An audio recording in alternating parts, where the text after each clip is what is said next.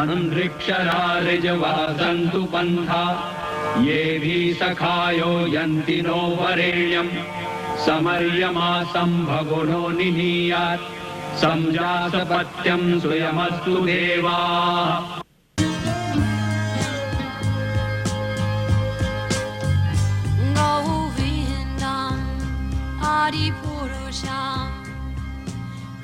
Generally, when we speak of Aryans and swastikas, people tend to think of racism.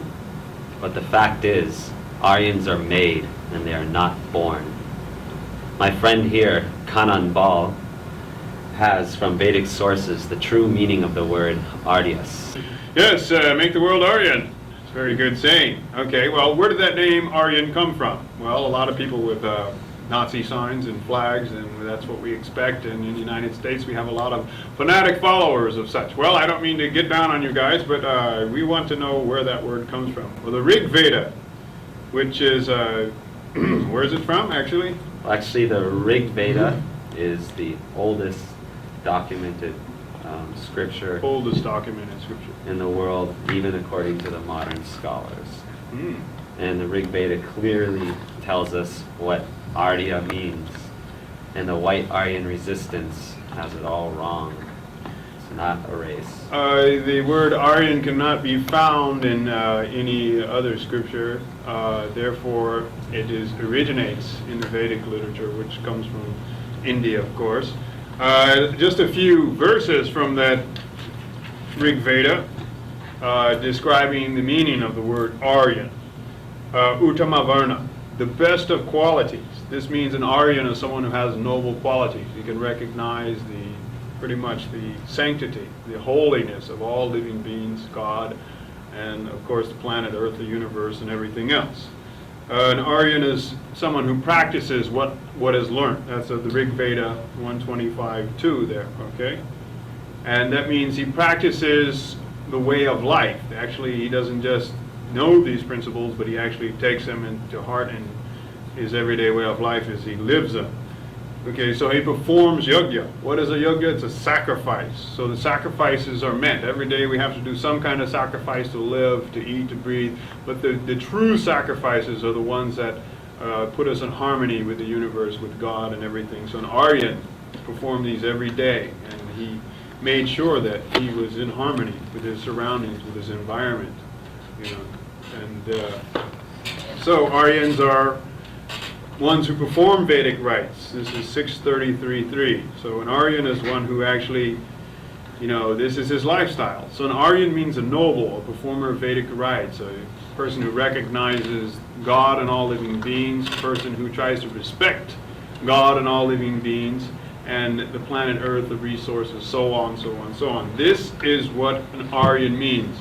And according to the Rig Veda, the source of the word Aryan, and according to the Vedic literatures, which are also the source of the words Aryan, there is no other meaning. There is no place in the Rig Veda or the Vedas where Aryan means a race of people. So this idea of a race of people, where did it come from? Yeah, that's a real important question, actually. A lot of people don't realize that the whole conception of the Aryan race and the Aryan invasion into India was actually the seed of Nazi racism. And if you even boil it down further, the Holocaust, which was a great tragedy in human history, was a direct result of the racism of the British scholars and the British administration in India, because they had to somehow rationalize and justify why they had a right to take over this country. And they're saying, and a lot of the British, they like the idea, like, well, according to, you know, we're an Aryan race, right? And, you know, India was invaded by Aryans before, so what's the problem if we come back and take it over?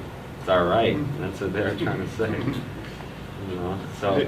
Yes, there was a lot of concoctions due to that. A lot of misconstrued meaning of the word Aryan. For instance, you know, the idea of a pre-Vedic Aryan, that doesn't exist in the Vedic literatures. The idea of pre-Sanskrit, that doesn't exist in the Vedic literature. So these ideas are ideas that have nothing to do with Aryan or Veda or anything at all. These are ideas that are simply concocted. Just like if I take the word brown and say it means green, it has nothing to do with green at all. But for some reason, so many people have interpreted according to their own, outlook in life, or how they would like to see it. That's. So like the exact date, I think it was 1853 when the German Sanskrit scholar Max Müller first coined the term Aryan race, and he speculated that it was a race that came through the Khyber Pass and invaded Punjab area of India, and some say it was a peaceful migration, but at that time they said it was a violent invasion. And so from there, different scholars took up the same Aryan race term and they expanded on the idea. And the fact is, Max Müller himself saw the harm that was being done, and he directly tried to rectify it, And there's on record in different books and lectures he gave at universities, he said that there's no real proof of an Aryan race, and he just kind of, thought of the idea, and he was actually saddened by all the racism that was stirred up by it. But it was too late, nobody, once it started, it just blew up into this big thing until we have the World War II and the Nazis, and then now again we're having this kind of a revival of this, this ironic misunderstanding of the word Aryan, and it's so sad, because Arya literally means noble, and it's like going around killing people, robbing them, and hating other races just because of what they look like is far, far from noble. Yeah, it's really strange because the Persians in Iran, they consider themselves Aryan. Mm-hmm. The Irish people and the Scottish people consider themselves Aryan. And Hitler, he considered the German race to be the true Aryan. So, the funny thing is, where are the true Aryans? Who are the true Aryans, and what does the name Aryan mean? Because there's a lot of different ideas, but none of these ideas coincide with the original meaning, or which comes from the source of the Vedas. And none of these ideas are like I say, consistent with the idea of nobility, with the idea of all these qualities. They're somehow they've taken it for their own personal, use here. So. Yeah, because exactly, Aryan can be described as a human, like from the Vedas, as a human of any race who is virtuous and noble. And Arya is a term used to describe an evolved human, one who lives for more than just basic survival and pleasure, beyond the animal level. They are considered an Aryan, especially when they dedicate their life to the service of God. So as a matter of fact, Lord Jesus Christ, he was an Aryan. Muhammad was an Aryan. Buddha was an Aryan. Why? Because the way they live their life, it's like noble, it's like evolving to greater standard. So if you think about it, all the animals, they all eat, they sleep, they mate, they defend, right? And humans, we do the same things, but what's to differentiate us from the animal level to the human level? And if we're just acting the same as animals, we're at the animal level, but when we step above and we evolve, then we become Aryans, like that. And so if we have an African man who's dedicating his life to the betterment of the world and betterment of himself in the service of the Lord, that's an Aryan.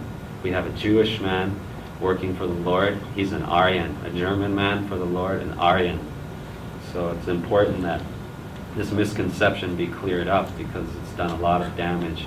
Of course, I mentioned World War II and the Holocaust, and that's like the greatest tragedy of it. But we can also think in intellectual terms and historical terms, how much confusion has been caused, how much information has been lost and twisted and all that. And it's like, the funny thing about it is there's so much evidence proving the Aryans are not a race, that the Aryans are a noble, evolved type of human, and that it's like funny that this myth could stand for so long, right? Mm-hmm. It's like, I'm amazed by it, actually.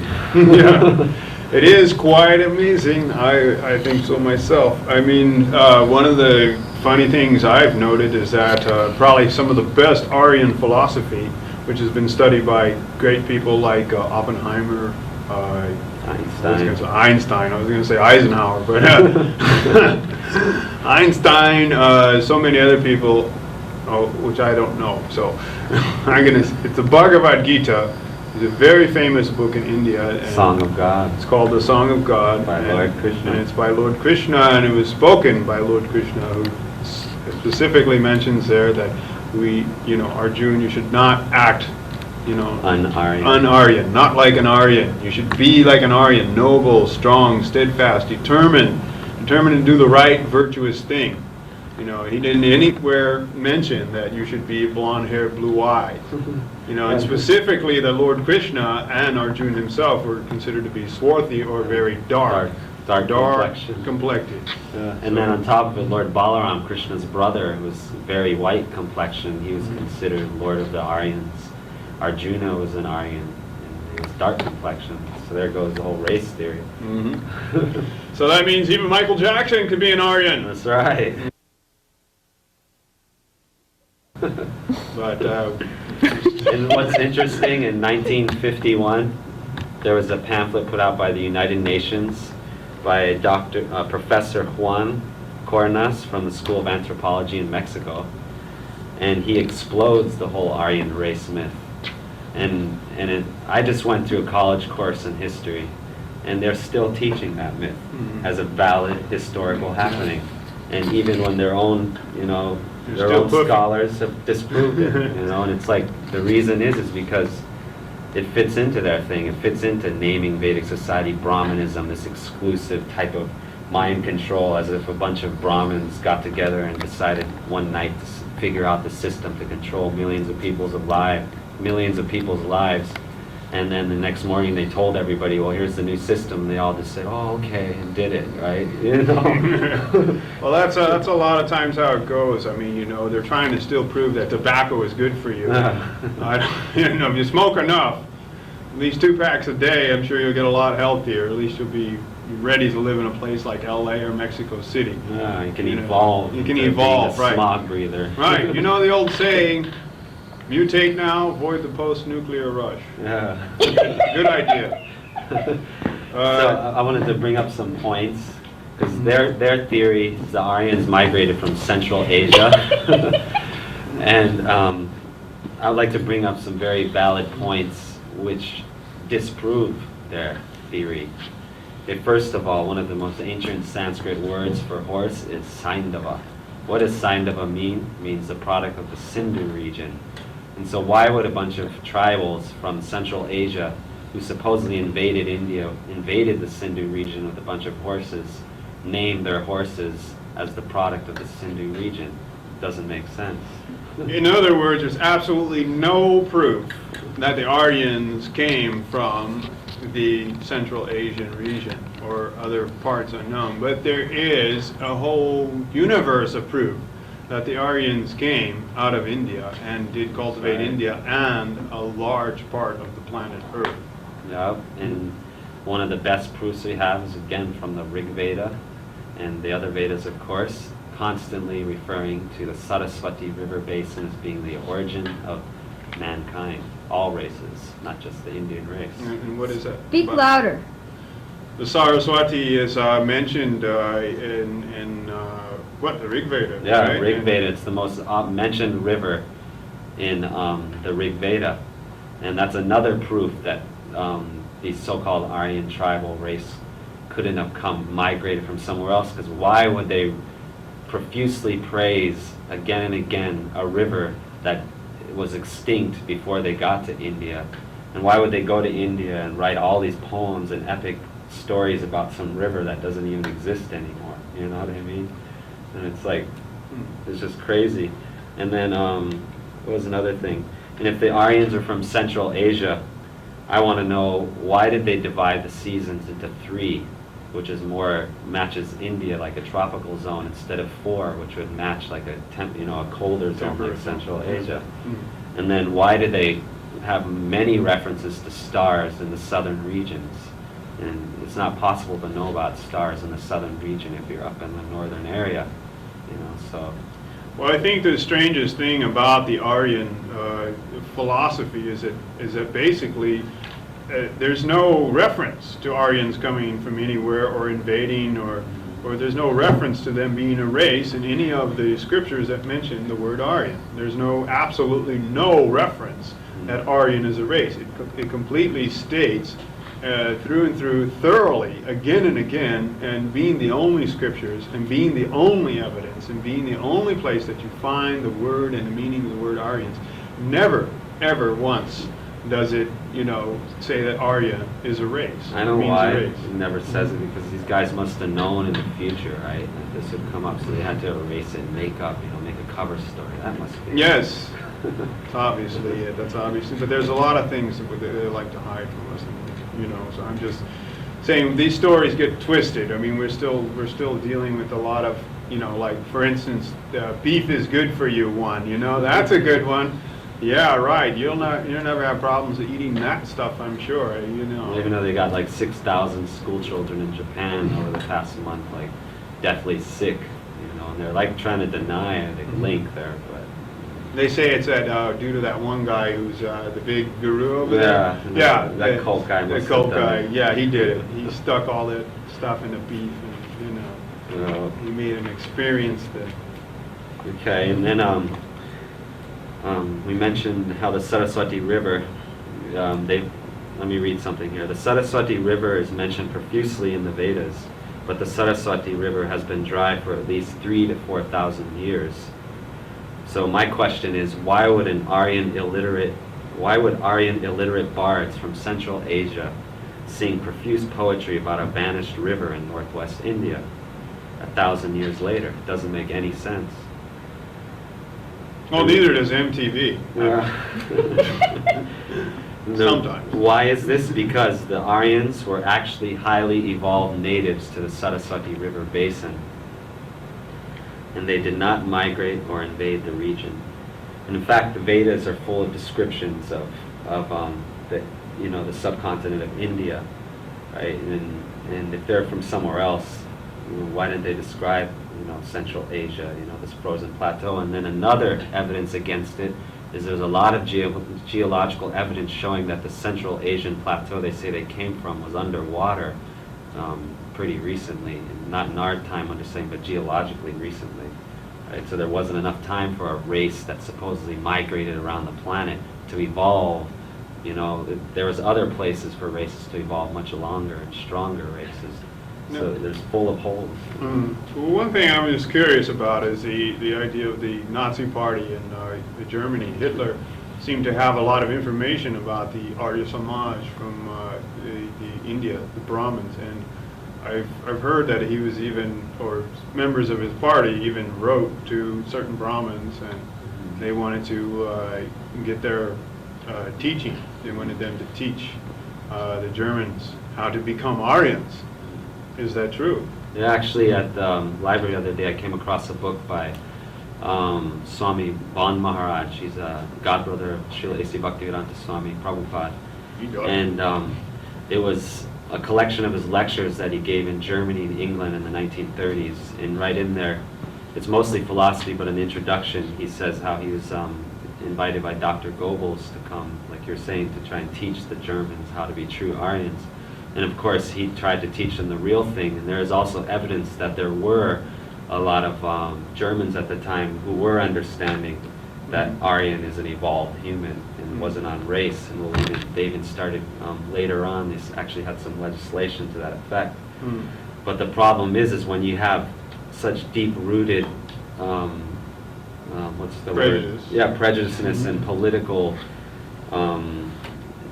political Sway. power based on hate of other races and all that, it's not going to go away, very quickly. And that's why even in the end of this century, we have like a lot of people who really believe, that that Hitler was right, the Aryans were a race, and we need to But Hitler isn't the only one claiming to be Aryans.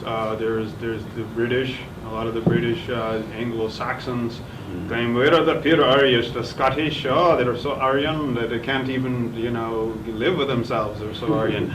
So people are claiming to have descent of these bloods. We're pure Anglo, we're pure this, we're pure Aryan blood. not realizing that they have all these things in common with people from Persia and India and places like this, not even knowing where the Aryan comes from there. Yeah, and then I wanted to give an example of their intellectual kind of foolishness of these European scholars who invented this whole myth. There's a professor named MacDonald who wrote a book called A History of Sanskrit. And in there he mentions that you won't find tigers mentioned in the Rig Veda, but you'll find lions mentioned. And then when you get to a couple Vedas later, which they theorize were written 200 years apart from each other, you'll find tigers mentioned.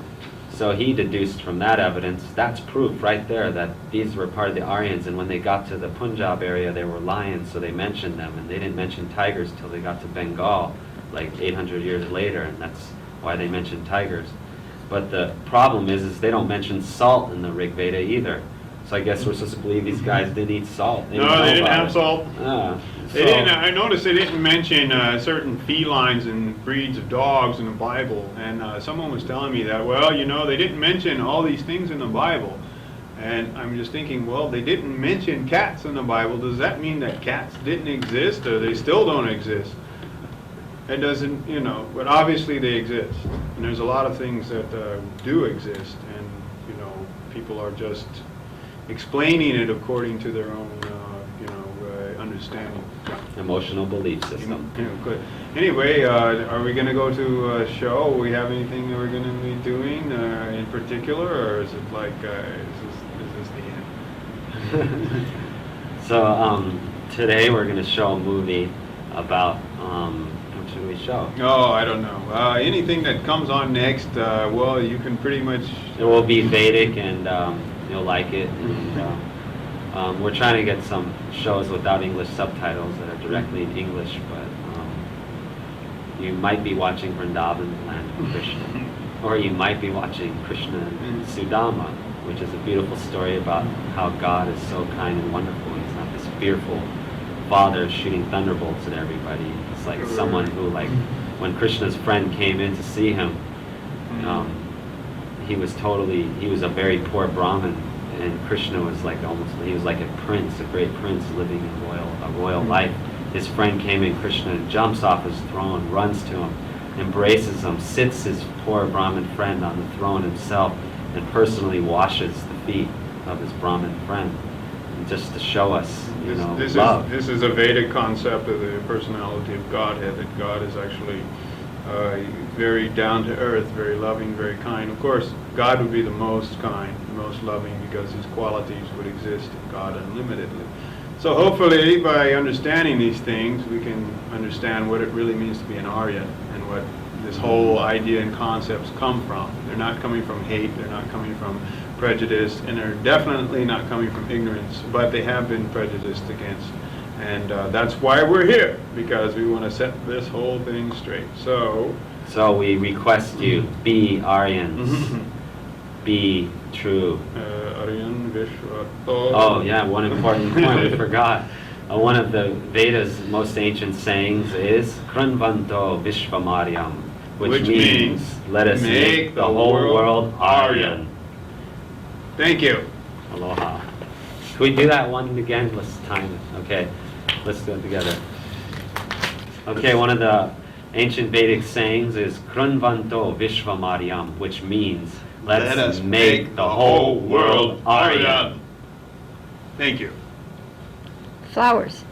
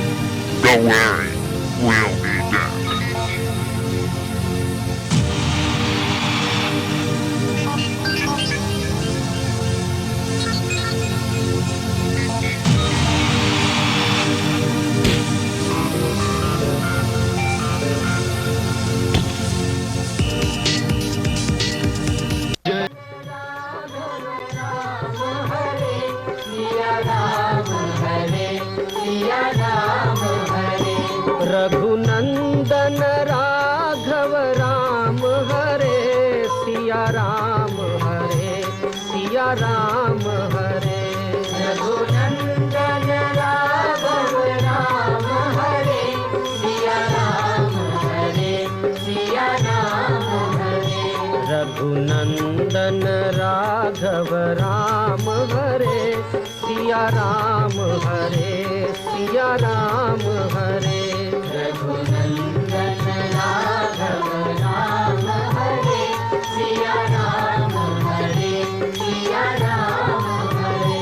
Raghunandan Raghav Ram हरे, सिया राम हरे, सिया राम हरे।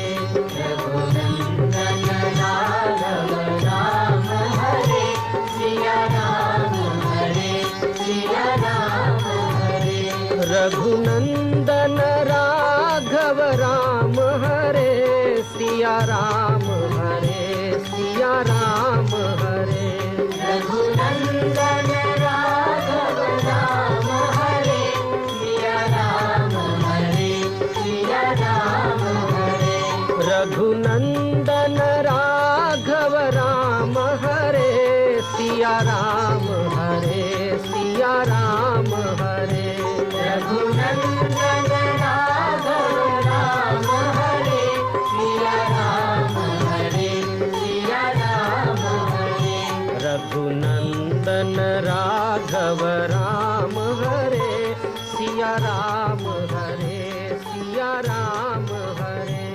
रघुनंदन राघव राम हरे, सिया राम हरे, सिया राम हरे। रघुनंदन राघव राम हरे, सिया राम हरे, सिया राम हरे।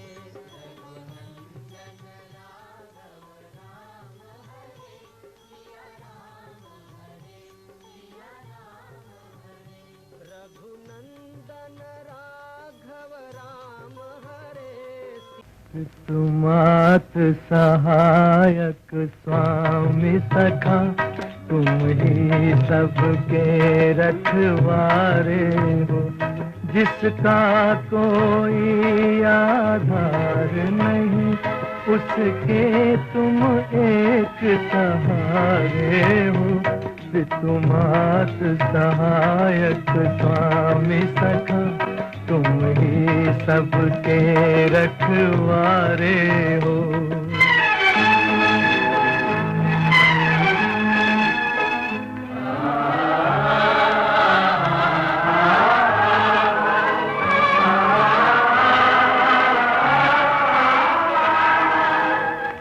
तेरी लीला अपरंपार प्रभु, तेरी महिमा सबसे न्यारी है।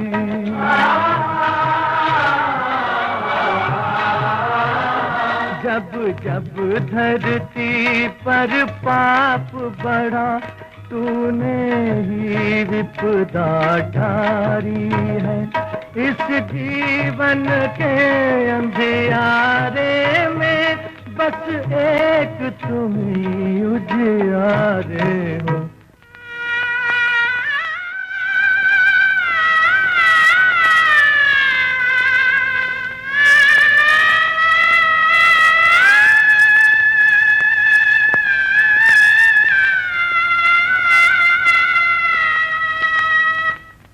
एक नाम तेरा ही सच्चा है, बाकी सब झूठी माया है।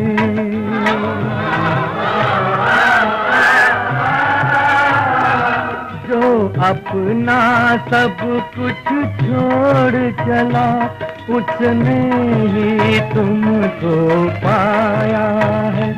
जिस मन में तुम्हारी भक्ति जगी, उसके तुम ही तो सहारे हो।